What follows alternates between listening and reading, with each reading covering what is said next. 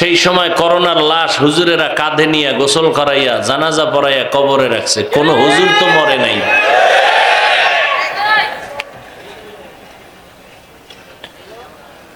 কি চায়? একজনারে কান্দাইয়া জুলুম কইরা চুরি কইরা টাকা পয়সা আইনা মাইয়া পোলারে খাওয়াইলে মাইয়া পোলা জীবনে বাপ মার খেদমত করবে না, বরং এই বাবার জন্যই মায়ের জন্যই সন্তানই একটা অভিশাপ। দেখেন না কয়েক বছর আগে বাবায় বন্দুক হাতে লইয়া নিজেরে গুলি করছে, কি সন্তানের দুঃখে বইরা।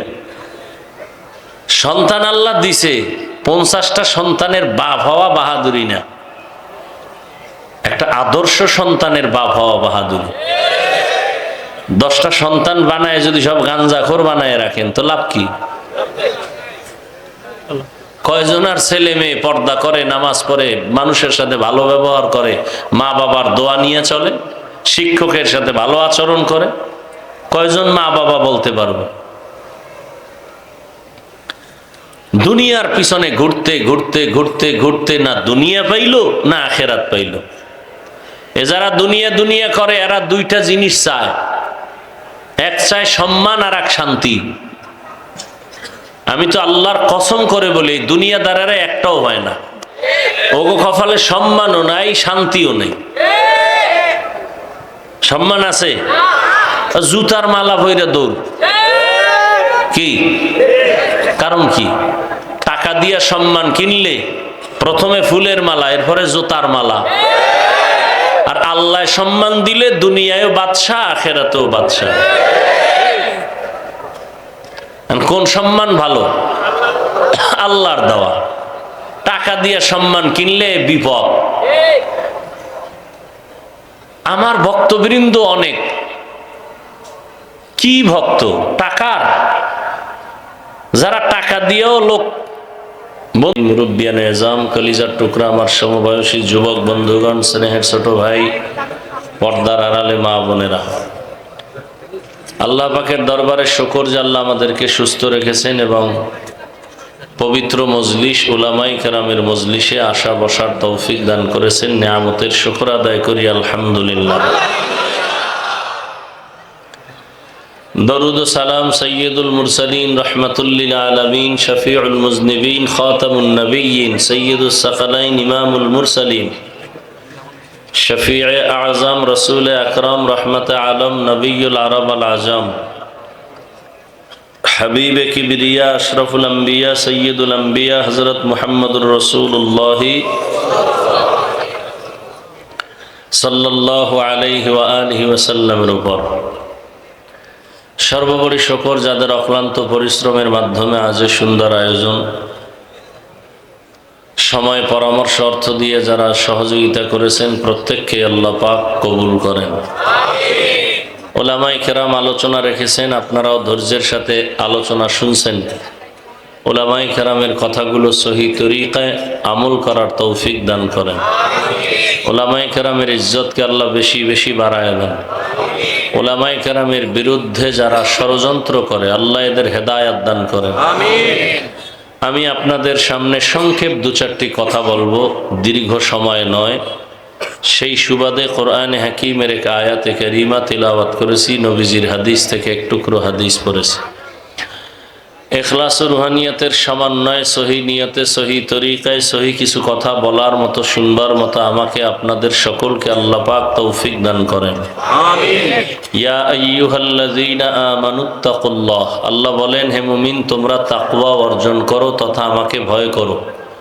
ওয়ালতানজুর নাফসুম মা কদ্দামাত লিগাদিন ওয়াত্তাকুল্লাহ, এবং তোমরা সামনের জীবনের জন্য কি সম্বল সঞ্চয় করেছো সেই খেয়াল করো, ফিকির করো,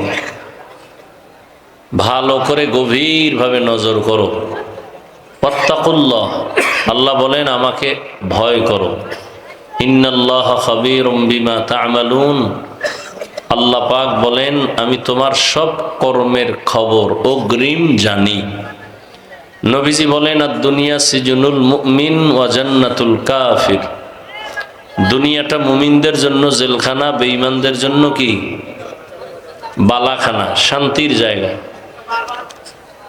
অর্থাৎ দুনিয়াতে যত শান্তি বেঈমানরা করবে, পরকালে এদের অশান্তি শুরু হবে আর শেষ হবে না। আর মুমিনরা দুনিয়াতে সামান্য কষ্ট সহ্য করবে, পরকালে আল্লাহ এদেরকে শান্তি দান করবেন, এই শান্তি আর শেষ হবে না। আল্লাহ পাক মুমিনকে সতর্কবাণী করলেন, বেঈমানকে না। মুমিনকে কেন, বেঈমানকে করেন নাই কেন? কারণ হলো বেঈমান কোনোদিন মুহূর্তের জন্য জান্নাত পাবে না। জান্নাত শুধুই মুমিনরা পাবে, আর কেউ না। সেই মুমিন যেন সহজেই আসানের সাথে, এমনকি বিনা হিসাবে জান্নাত পায়, সেজন্য আল্লাহ পাক পরামর্শ দিয়ে সতর্ক করেন, যাতে করে তুমি জান্নাতে ঢুকতে কোনো পর্দা না থাকে, প্রতিবন্ধকতা না থাকে। আল্লাহ দুনিয়াতে মানুষ পাঠাইছেন দুনিয়াতে থাকার জন্য না। এজন্যই নবী বলছেন দুনিয়া মুমিনের জন্য জেলখানা। কেন? জেলখানায় মানুষ যেমন ঢুকতে চায় না, ঠিক যারা আল্লাহর প্রিয় মুমিন এরা দুনিয়া নামক জেলখানায় থাকতে চাইবে না। জেলখানার আসামি ভেতরে ঢুকলে যেমন তার কোনো স্বাধীনতা থাকে না, ঠিক একজন মুমিন দুনিয়াতে চলবে, তারও কোনো স্বাধীনতা থাকবে না। অর্থাৎ সে মন চাইলেই ঘুমাবে, মন চাইলেই খাবে, মন চাইলেই চলবে, এভাবে না। জেলখানার আসামি ক্ষুধা লাগছে, খানা চাইলেই পাবে না, টাইম মতো পাবে। খানা চাইলেই মন চাইলে পাও দিয়ে সে হেঁটে যেতে কোথাও পারবে না, সীমাবদ্ধতা দেওয়া আছে।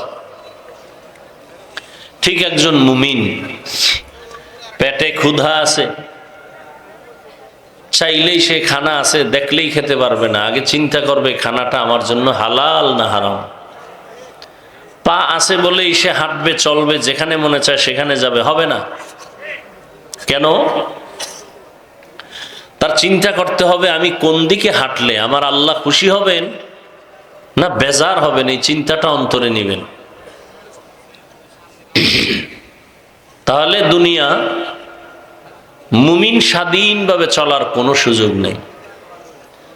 তো আল্লাহ বললেন এই দুনিয়া তোমাদেরকে পাঠাই নাই থাকার জন্য, তোমরা চলে আসবা দ্রুত, দুনিয়ার কোনো মূল্যই নেই।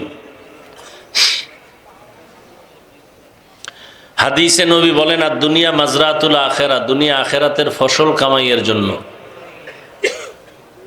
ফসল কামাই করবা, আর কোনো কাজ নেই। এই দুনিয়া নামক গ্রহের মূল্য আল্লাহর কাছে মশার পাখা বরাবরও নেই।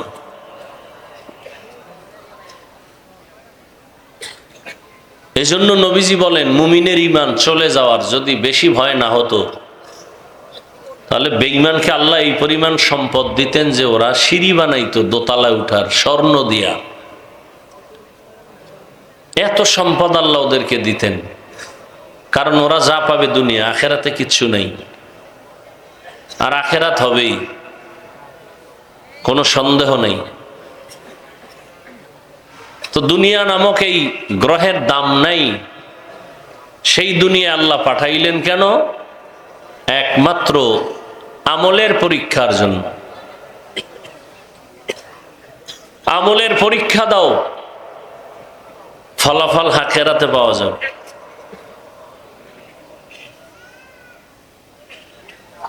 আমলের পরীক্ষা দিয়া দ্রুত তৈরি থাকো জান্নাতে যাওয়ার। দুনিয়াতে থাকার জন্য বাড়িঘর করো না, এ বাড়ি তোমার আসল বাড়ি না। এই বাড়িতে এক সেকেন্ড থাকার গ্যারান্টি নেই। এই যে বেশি দিন হয় নাই,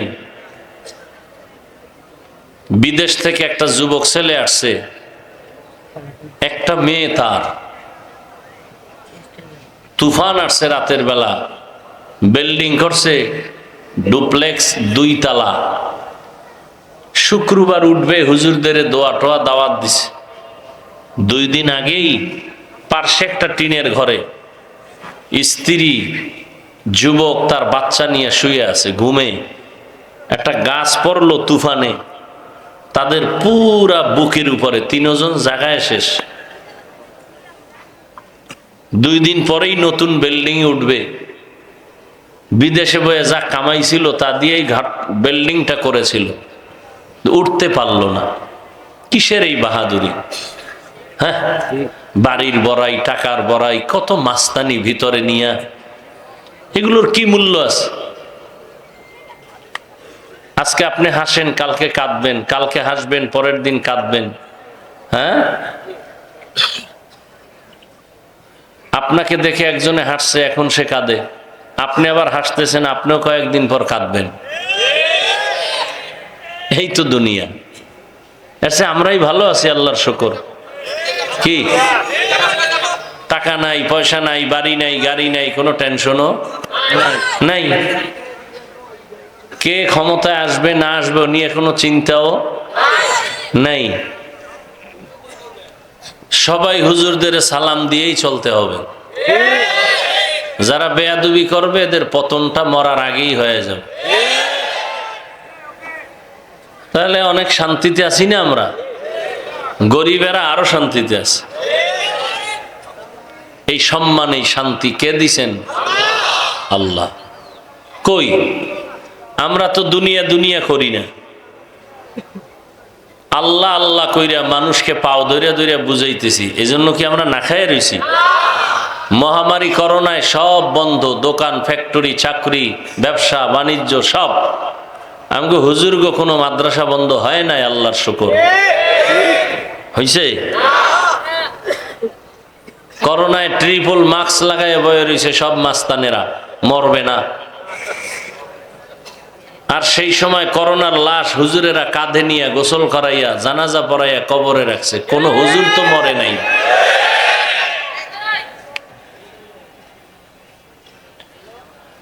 কি চাই? একজনারে কান্দাইয়া জুলুম কইরা, চুরি কইরা, টাকা পয়সা আইনা মাইয়া পোলারে খাওয়াইলে মাইয়া পোলা জীবনে বাপ মার খেদমত করবে না। বরং এই বাবার জন্যই, মায়ের জন্যই সন্তানই একটা অভিশাপ। দেখেন না, কয়েক বছর আগে বাবায় বন্দুক হাতে লইয়া নিজেরে গুলি করছে। কি সন্তানের দুঃখে ভইরা। সন্তান আল্লাহ দিছে, 50টা সন্তানের বাপ হওয়া বাহাদুরি না, একটা আদর্শ সন্তানের বাপ হওয়া বাহাদুরি। 10টা সন্তান বানায় যদি সব গাঞ্জাখোর বানায় রাখেন তো লাভ কি? কয়জনার ছেলে মেয়ে পর্দা করে, নামাজ পড়ে, মানুষের সাথে ভালো ব্যবহার করে, মা বাবার দোয়া নিয়ে চলে, শিক্ষকের সাথে ভালো আচরণ করে? কয়জন মা বাবা বলতে পারবে? দুনিয়ার পিছনে ঘুরতে ঘুরতে ঘুরতে ঘুরতে না দুনিয়া পাইলো না আখেরাত পাইলো। এ যারা দুনিয়া দুনিয়া করে এরা 2টা জিনিস চায়, এক চায় সম্মান আর এক শান্তি। আমি তো আল্লাহর কসম করে বলি, দুনিয়াদারেরা একটাও হয় না। ওগো কপালে সম্মানও নাই, শান্তিও নেই। সম্মান আছে, জুতার মালা পইরা দৌড়। কি কারণ? কি টাকা দিয়া সম্মান কিনলে প্রথমে ফুলের মালা, এরপরে জুতার মালা। আর আল্লাহ সম্মান দিলে দুনিয়ায়ও বাদশা, আখেরাতেও বাদশা। কোন সম্মান ভালো? আল্লাহর দেওয়া। টাকা দিয়া সম্মান কিনলে বিপদ। আমার ভক্তবৃন্দ অনেক, কি ভক্ত টাকার, যারা টাকা দিয়েও লোক বন্ধু বান্ধব ভক্ত বানায় না। কতক্ষণ এগো মেয়াদ?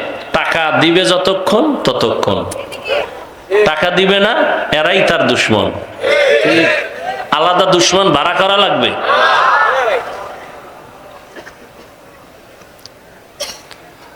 হায় হায়। আর আমাদের মানুষ মোহাব্বত করে, টাকা দেয়, আমরা দেই না। বুঝাবার জন্য বলি, অহংকার না।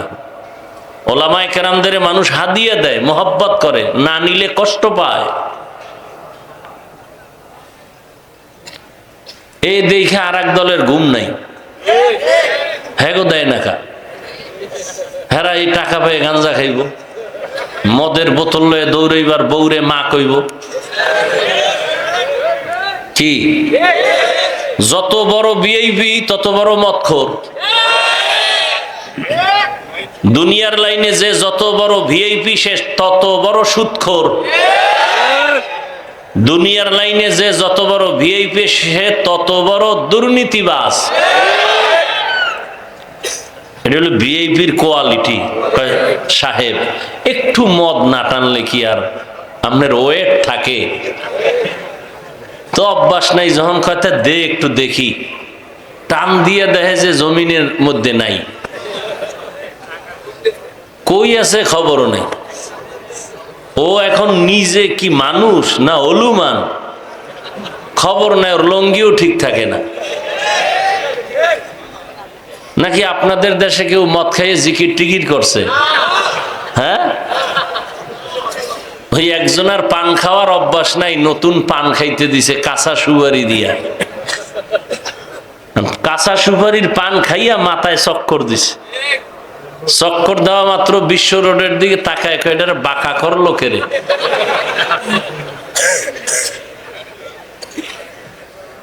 তো দুনিয়ার লাইনে যে যত বড় ভিআইপি সে তত বড় নেশাখোর, মদখোর, গাঞ্জাখোর। নাহলে ভিআইপি হওয়া যায় না তো। ইয়া আইয়ুহাল্লাযীনা আমানুত্তাকুল্লাহা ওয়াল তানজুর নাফসুম মা কদ্দামাত লিগাদিন ওয়াত্তাকুল্লাহ। বয়ান তো আপনারা সবাই জানেন। মিথ্যা বলা হারাম, গালি দেওয়া হারাম, গীবত শেখায়েত করা হারাম, নাচ দেখা হারাম, গান শোনা হারাম, চুরি করা হারাম, ডাকাতি হারাম, জুলুম হারাম, মা বাবার সাথে বেয়াদবি হারাম, 5 ওয়াক্ত নামাজ পড়া ফরজ, রমজানে রোজা রাখা ফরজ, ধনী হলে যাকাত বছরে একবার আদায় করা ফরজ। যাকাত দেওয়া ফরজ না, কি আদায় করা। তো দেওয়া আর আদায় করা কি? দেওয়া হইল ফ্যাশন, আদায় করা হইল আল্লাহর আদেশ হুকুম। আর যারা দেয় এরা ফ্যাশন, মাইক লাগাইয়া কয় আইও, গরিবদের গোলামের মতো ডাকে আয়, ঘন্টাকে ঘন্টা রোদ্রে দাঁড় করায় কষ্ট দিয়া কি দেয়? লঙ্গি আর শাড়ি। মেয়াদ কত? কয় অন টাইম, পরলেই একবারের পরে সদরঘাট। এমন কাপড় দেয় পৃথিবীতে এর থেকে মানে নিকৃষ্টতম থার্ড ক্লাসের কাপড় আর নাই। এই দিয়ে দেয় যাকাত, নাম হয় আমি 5000 মাইনসেরে দিছি। আর যারা যাকাত খোর এগো অভ্যাসও খারাপ, এগো একবার দিলে হবে না, ঘুরতে ঘুরতে ঘুরতে ঘুরতে 13 জায়গায় যাইব। দেখেন না কোরবানি যারা দেয় না, গোস্ত টোকাইয়া পরে ওরা নিজেরা আবার বেচে। নবী কইছে এতিমদের বেশি মোহাব্বত করো, কিন্তু এতিমরা এত বড় অনেক জায়গায় এত মানে বেপরোয়া যে আদর করতে গেলে আরো ঝামেলা। টাকা দিছি অসহায় মনে করে, নে তোর মায়েরে খাওয়াইস, হে যে গাঞ্জা খাইতেছে এই টাকা দিয়ে। এই আপনার হালাল টাকা যাকে দিবেন, যদি জানেন ওই টাকা দিয়ে সে গুনাহ করবে, তাকে দেওয়া জায়েজ নাই। তো সব জানেন, আমল নাই কেন? এত মানুষ এখানে এই 12টার সময়, আমি পারলাম না একটু অজু ইস্তেঞ্জা সাইরা নামাজ পড়মু, 2 রাকাত পড়ে দিছি দৌড়, খানা তো নাই কপালে। এরপর আপনারা ধৈর্যের সাথে বসে আছেন, কিন্তু দুঃখ কোন জায়গায়? দুঃখ হলো যে এত মানুষ এখানে ফজর পড়ে নাই, জহুর পড়ে নাই, আসর পড়ে নাই, মাগরিব পড়ে নাই, এশা পড়ে নাই, মোনাজাতের পরে টেনশন নেই, আবার মোবাইল চালাইতে চালাইতে সারা দিন রাত্র গুনাহ গুনাহ গুনাহ, হাতের গুনাহ, চোখের গুনাহ, কানের গুনাহ, অন্তরের গুনাহ, এই নিয়েই জীবন চলতেছে, নামাজের আর খবর নাই। আমল নাই কেন? কারণ কি? বয়ান তো আপনারা জানেন, মেহনত তো চলতেছে, দাওয়াত তাবলীগের মেহনত, পীর মাশায়েখের মেহনত, জুমার মেহনত, খতিবের মেহনত, আমাদের বক্তাদের মেহনত, এত মেহনত যদি আমরা হিন্দুদের করতাম, ইনশাআল্লাহ 6 মাসে রসুলের আশেক হয়ে যেত। আপনাদের হালাত এত দুর্বল কেন? এর একটাই মাত্র কারণ, আল্লাহর ভয় অন্তরে আসেনি। একটা সন্তান যখন মা বাবাকে ভয় করে, তখন মা বাবার সামনে অন্যায় করে না, শাস্তির ভয়। ছাত্র একটা শিক্ষকের সামনে অন্যায় করে না, কেন বলে? শাস্তির ভয়। ঠিক এই দুনিয়ায় যেই মানুষ আমার আল্লাহকে ভয় করবেন, অন্তরে যখন ভয় ঢুকিয়েই যাবে। এখানে ভয় করবেন বললে সমস্যা, কারণ যদি আপনারা করেননি, সবাই বলবে হ্যাঁ আমরা অবশ্যই আল্লাহকে ভয় করি, নাহলে এহেন আইসি গা। ভয় করার ভয় অন্তরে জমা রাখা বড় কঠিন। আসলে এই জমিনে যারা আল্লাহকে ভয় করবেন, ওই মানুষটা গলায় ছুরি লাগাবে, দাড়ির মধ্যে কখনো অস্ত্র লাগাবে না। একজনে সাপেরে খুব ভয় পায়, তার ব্যাখ্যা কি? জীবনে সে সাপ ধরবে না, কাছেও যাবে না। ঠিক যারা আমার আল্লাহকে ভয় করবেন, ওই বান্দা গুনাহ করবে দূরের কথা, গুনার কাছেও যাবে না।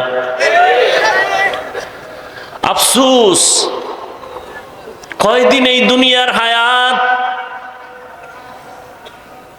কখন বিদায় হয়ে যাব বলার কোনো উপায় নাই। এখন আমি আপনি সুস্থ, কালকে এই টাইমে হতে পারে কেউ হঠাৎ করে মরে যাবে। ডাক্তার বলে কোনো রোগ নাই, তো হঠাৎ করে মরলো কেন? কয় হঠাৎ এক রোগ আসছে দুনিয়াতে, হঠাৎ রোগ, হঠাৎ রোগে মরে গেল। তুমি মইরেই গেছো, তোমার আর কোনো চিন্তা নাই, কিন্তু দুনিয়াতে রেখে গেছো তোমার সন্তান, তোমার পরিবার। তোমার চরিত্র যদি খারাপ হয়, এই তোমার সন্তানগুলো তোমার কারণে কোথাও লজ্জায় মুখ দেখাতে পারবে না। কুলাঙ্গার এমন বাপ হইলা, তোমার স্ত্রীও লজ্জায় মুখ দেখাতে পারবে না। প্রত্যেকটা মা বাবা যদি চিন্তা করতেন আমি একদিন মরিয়া যাব, কিন্তু এমন চরিত্র যেন না হয়, সন্তান যেন আমার কারণে মানুষের কাছে লজ্জা পেতে হয়, এমন চরিত্র যেন আমি না নেই। বাবার সুনামে যেন সন্তান সবার থেকে দোয়া পায়। প্রত্যেকটা স্বামী যদি চিন্তা করে আমার স্ত্রী আমার আদর্শ দিয়া যেন বড়াই করতে পারে, একজন ভালো স্বামী তোমার ছিল। মা যদি আদর্শওয়ালা মা হইয়া চলে যায়, সন্তান ওই মাকে নিয়ে গর্ব করবে, দোয়া করবে, মানুষেও প্রশংসা করবে। প্রত্যেকটা বাবা সন্তানের যদি চিন্তা করে চলে, অনেক অন্যায় থেকে বেঁচে থাকতে পারবে। এই বাবারা ভালো করে মনে রাখিও, কোন বাবা যদি অন্য স্ত্রীর দিকে তুমি খারাপ নজরে তাকাও, তুমি 100% লিখে রাখো তোমার স্ত্রীর দিকেও অন্যেরা খারাপ নজরে তাকাবে। তুমি যদি অন্যের মেয়ের দিকে খারাপ নজরে তাকাও, লিখে রাখবা তোমার মেয়ের দিকেও অন্যেরা খারাপ নজরে তাকাবে। তুমি কোনো অন্যের বোনের দিকে যদি খারাপ নজরে তাকাও, তোমার বোনের দিকে অন্যেরা খারাপ নজরে তাকাবে। এটাই দুনিয়ার নিয়ম। তুমি যদি অন্যের সম্পদ নষ্ট করো, লিখে রাখো তোমার সম্পদ আর একজন জালেম আইসা নষ্ট করে ফেলবে। তুমি যদি অন্যের ক্ষতি করো, তোমার ক্ষতি করার জন্য আর এক দল রেডি হয়ে আছে, তোমার খবর নাই। তুমি যদি কারো মাথায় অস্ত্র লাগাও, তোমারেও অস্ত্র লাগানোর জন্য আর এক দল সন্ত্রাসী রেডি। এইভাবে চিন্তা করে যদি চলে, মানুষ অনেক নিজেকে কন্ট্রোল করা সম্ভব, আর একটা অন্তরে রাখবে আমি দুনিয়ায় কতদিন আছি, একদিন আমার আল্লাহর আদালতে দাঁড়াতে হবে, জবাব দিতে হবে, পালাবার কোনো সুযোগ আমার হবে না। এই ভয়টা অন্তরে জমা করিয়া যেই বান্দা চলবে, ওই বান্দা ইন্তেকালের আগে জান্নাতের চেহারাটা দেখাই মরণের বিছানায় যাবে। আল্লাহর প্রতি ভয়, এই ভয়ের নাম তাকওয়া। আর এই ভয়টা অন্তরে ঢুকানোর জন্য একমাত্র পন্থাই হলো উলামায়ে আহলে হকের নেক নজর। আল্লাহর প্রিয় গোলাম যারা, তাদের নেক নজর যখন লাগবে, কলবের মধ্যে তাকওয়া চলে আসবে। আর আল্লাহর ভয় যখন অন্তরে চলে আসবে, ওই মানুষটা নিজের গুনাহ থেকে বাঁচানোটা বড় সহজ হয়ে যাবে। আল্লাহর আদালতে ভয়, দাঁড়াইয়া হিসাব দেওয়ার ভয়, ইমান ক্ষুধা, এই পরিমাণ পিপাসার ব্যক্তিরে যদি বলি তুমি দরজা জানালা বন্ধ করে ভেতরে গিয়া তুমি পানি পান করো, কেউ দেখবে না, যাও, করবে নি? পানির মধ্যে ডুব দিয়া পানি পান করবে নি? কেন? রোজার মাধ্যমে অটো অন্তরে ভয় চলে আসে। আর যারা রোজা রাখে না, কেমন কপাল পোড়া, কেমন বেপরোয়া। রোজা রাখলে অসুস্থতা বেড়ে যাবে, অথচ রসুলের কথা তো আছেই কোরআন হাদিসের। হে ছাড়াও চিকিৎসা বিজ্ঞানীরা বলে রোজা সুস্থতার মহা এক ঔষধ হলো রোজা। এজন্য রহমতের নবী আমার শুধুই রমাজানে রোজা রাখেন নাই, এই যে শাবান চলতেছে এই মাসে নবী অনেক বেশি রোজা রেখেছেন। এমনকি নবী সপ্তাহের সোমবার এবং বৃহস্পতিবার নবী রোজা রেখেছেন। রোজা রাখলে শরীরের অনেক লাভ। মানুষ সুস্থ থাকতে চায় কিন্তু সুস্থতার ঔষধ নেয় না। রহমতের নবী যদি সপ্তাহে 2 দিন রোজা রাখেন, আপনিও যদি অভ্যাস করেন রোজার, দেখবেন আপনার প্রথমে একটু কষ্ট কষ্ট মনে হবে, কিন্তু পরে দেখবেন অভ্যাস হয়ে গেছে, সুস্থতার দরজা খুলে যাবে। 3 দিন বইয়া যা খাবেন, একদিনের রোজায় ব্যালেন্স চলে আসবে। আর খালি যদি খাইতেই থাকেন তা তো অসুস্থ হয়েই যাবেন। আর এখন যেই ভেজাল খানার মধ্যে, ভেজাল ছাড়া কোনো কিছুই নাই। সব ভেজালের মূলে মানুষ ভেজাল, ওর দিমাগ ভেজাল, ওর মেধা ভেজাল, অন্তর ভেজাল, এই জন্য সব কাজেও ভেজাল। ভাইরা আমার, আল্লাহর ভয় অন্তরে যখন জমা হবে, তখন আর অন্তরে কোনো ভেজাল হবে না। ইমামে আজম আবু হানিফা রাহমাতুল্লাহ আলাইহি বিশাল বড় কাপড়ের দোকান দিয়েছেন। একটা কাপড়ের মাঝে খোঁটা আসছে, ছেঁড়া আসছে, ছিদ্র। ওটাকে আলাদা রেখে কর্মচারীকে বললেন, এই কর্মচারী, এই কাপড়টা বিক্রির আগে ক্রেতাকে বলে দিবি এ কাপড়ে খোঁটার দাম কমায় নিয়ে যাও। কাপড়টা আলাদা রেখে দিছেন। ইমামে আজম আবু হানিফা চলে গেছেন। কিছুদিন পরে আইসা আবার জিজ্ঞাসা করলেন, ওই ত্রুটি যুক্ত কাপড়টা বিক্রি করেছো কিনা? বলে হ্যাঁ হয়ে গেছে। বলছিলা নি ত্রুটি আছে? ক্রেতাকে কয় মনে ছিল না। ইমামে আজম আবু হানিফা বলেন, এলাকায় যাও, বাজারে ঘুরো, ঘুরে ঘুরে এলান করো, আবু হানিফার দোকান থেকে কে কাপড় নিছো, ত্রুটি যুক্ত কাপড় নিছো, টাকা ফেরত নাও, না হয় টোটাল কাপড় ফিরাইয়া টাকা পুরোটাই নিয়ে যাও। এটা আল্লাহর ভয় না থাকলে কোনোদিন অন্তরে সম্ভব হবে না। আল্লাহর ভয় অন্তরে না থাকলে এটা সম্ভব হবে না। এরে নবীর আশিক খলিফাতুল মুসলিমিন ওমর ফারুক রাদিয়াল্লাহু তাআলা যারে দেখলে শয়তান পর্যন্ত ওই রাস্তায় চলে না, ভয়। এত বড় পাওয়ার আলা ওমর, দিনের বেলা মানুষের বিচার করে, রাতের বেলা ঘুরে ঘুরে দেখে মানুষের কি খবর, কি হালাত। এক জায়গায় গিয়ে দেখেন একটা ঘরের মধ্যে বাতি জ্বলতেছে, ওমর গোপনে গিয়া দাঁড়াইয়া শুনে একটা মা মেয়ে কথা বলে, মহিলাদের কণ্ঠ। মা তার মেয়েটাকে ডাক দিয়া কয়, কন্যা সন্তান, কালকে বাজারে দুধ নিয়ে যাবি বিক্রি করতে, পানি বেশি দিস।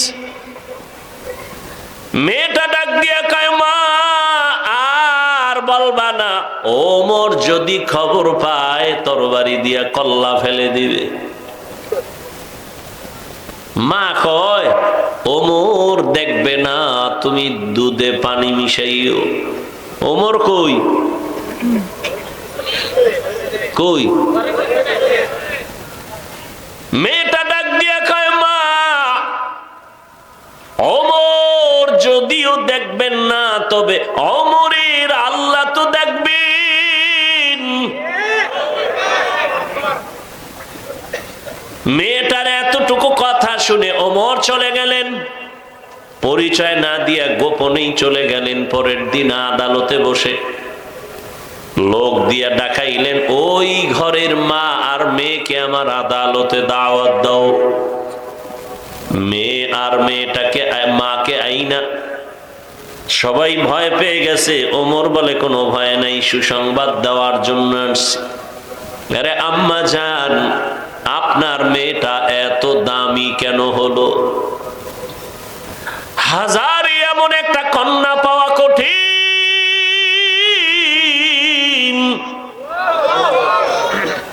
আপনার কপাল বড় ভালো, এমন একটা কন্যা পেয়েছেন। আপনি যদি রাজি হন, আমি ওমরের একটা দাবি, আমার ছেলের জন্য আপনার মেয়েটাকে বিবাহের বন্ধনে নিতে চাই। মা কত আনন্দিত, আমার মেয়েকে খলিফাতুল মুসলিমিন ওমর তার ছেলের জন্য নিতে চায়। আমি বড় ভাগ্যবতী মা, ওমরের ছেলের জন্য মেয়েকে দিয়া দিছেন। ওই মেয়ের ঔরসে আসছে আর একজন চাঁদের আলো নক্ষত্র, ওমর ইবনে আব্দুল আজিজ। আল্লাহর ভয়, চোখের সামনে তোমরা যারা নামাজ পড়ো না, রোজা রাখো না, পর্দা করো না রে বাবা, কিসের কারণে বলো? কয় টাকা পাওয়ার লোভে তুমি কার পেছনে ঘুরে ঘুরে নামাজ বাদ দিছ রে বাবা?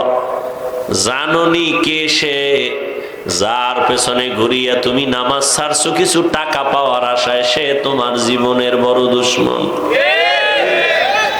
ওই চান্দাবাজ আর ধান্দাবাজ, স্বার্থে যদি আঘাত লাগে তোমার দল থেকে নাম কাটবে না, কল্লা পর্যন্ত কেটে দিবে।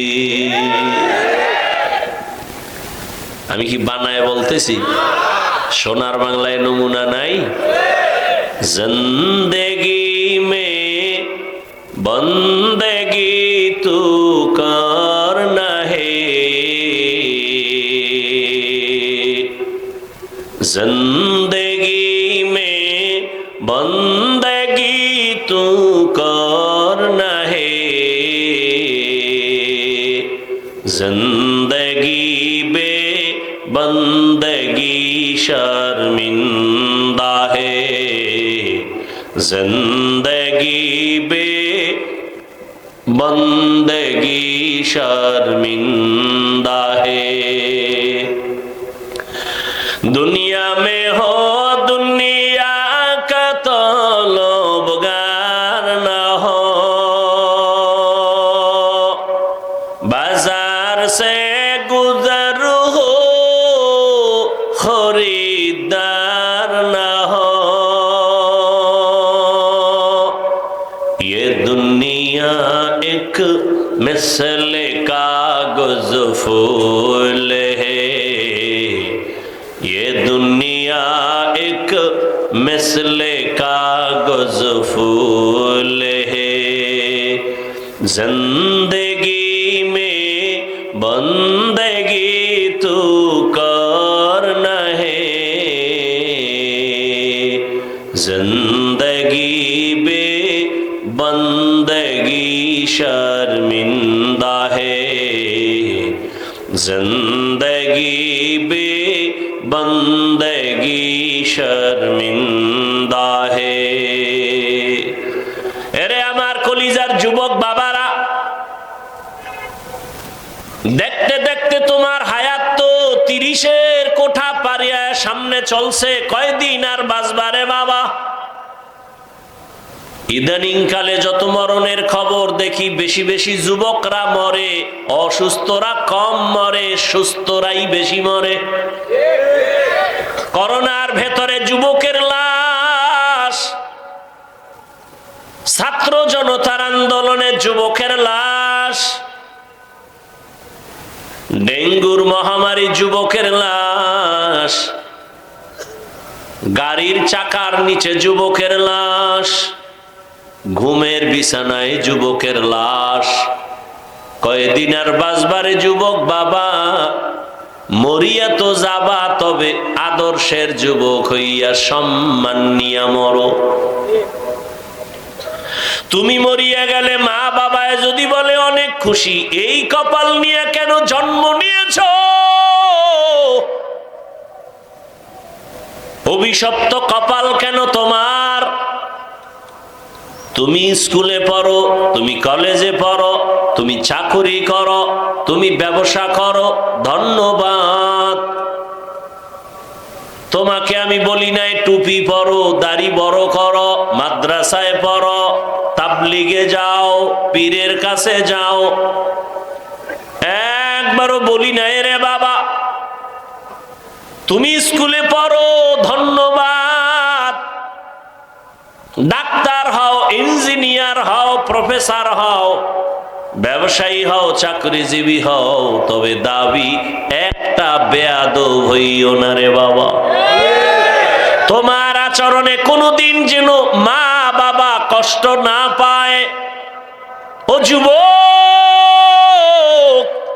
তোমার আচরণে কোনোদিন যেন শিক্ষকেরা কষ্ট না পায়, তোমার ব্যবহারে কখনো যেন মুরব্বীরা কষ্ট না পায়, উলামায়ে কেরাম কষ্ট না পায়। কেন? মা বাবার কষ্টই তোমার কপাল ধ্বংসের কারণ।